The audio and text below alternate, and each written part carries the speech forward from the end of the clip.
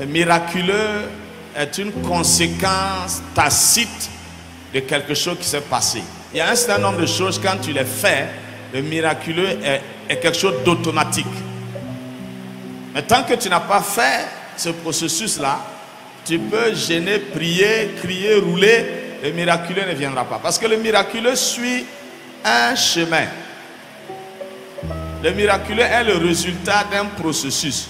Donc si tu n'as pas découvert ce processus-là, ça sera difficile pour toi de vivre le miraculeux. C'est pourquoi il est important que nous puissions regarder c'est quoi le caractère sacrificiel de la louange et de l'adoration.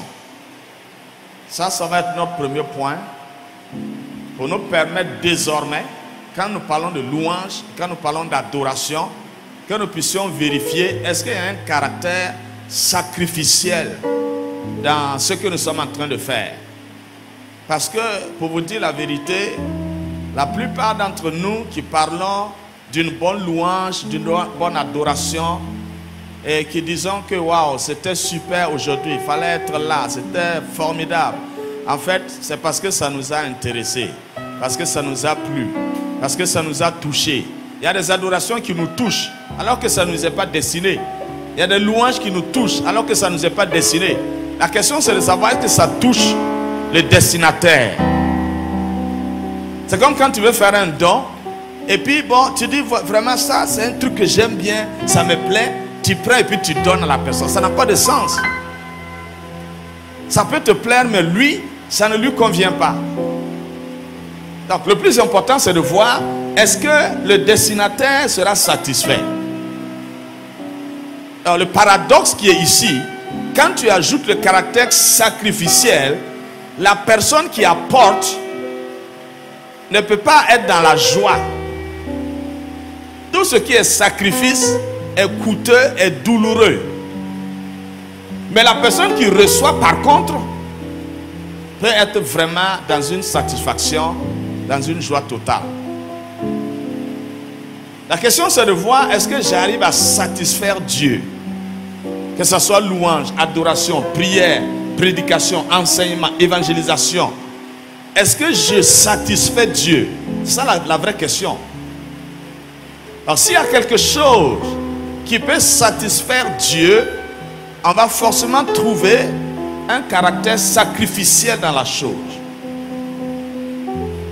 C'est pourquoi quand tu vois depuis le commencement dans le jardin d'Éden, quand le péché est entré, les hommes ont cherché une solution sans le caractère sacrificiel. Ils ont juste coupé les feuilles d'un figuier pour se faire des vêtements. Lorsque Dieu est arrivé, il a cherché une solution avec un caractère sacrificiel. Il a sacrifié un animal, il a pris la peau de l'animal et il a conçu des vêtements pour eux. Chaque fois qu'un caractère sacrificiel se mêle à ce que tu fais, ce que tu fais se pérennise à cause du caractère sacrificiel. Mais quand tu fais quelque chose sans un caractère sacrificiel, c'est une chose éphémère, spontanée, sporadique, qui n'aura pas d'avenir.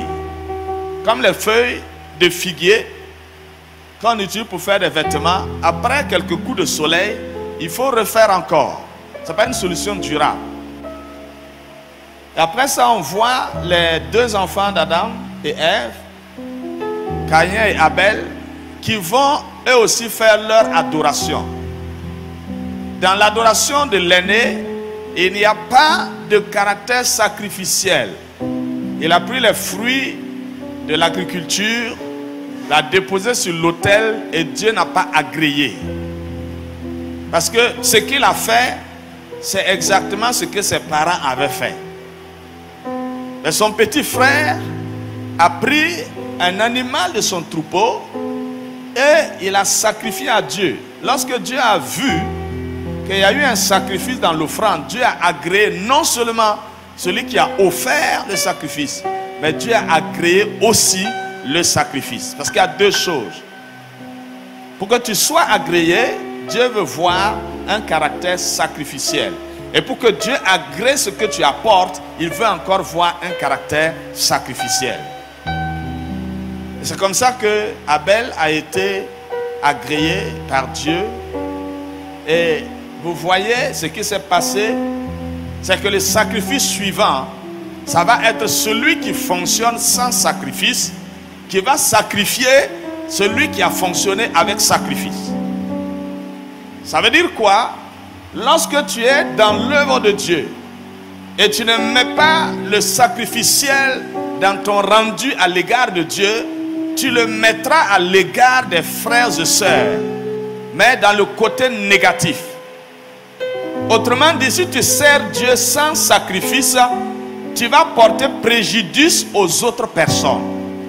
Et la plupart des gens qui persécutent les autres servent Dieu sans sacrifice.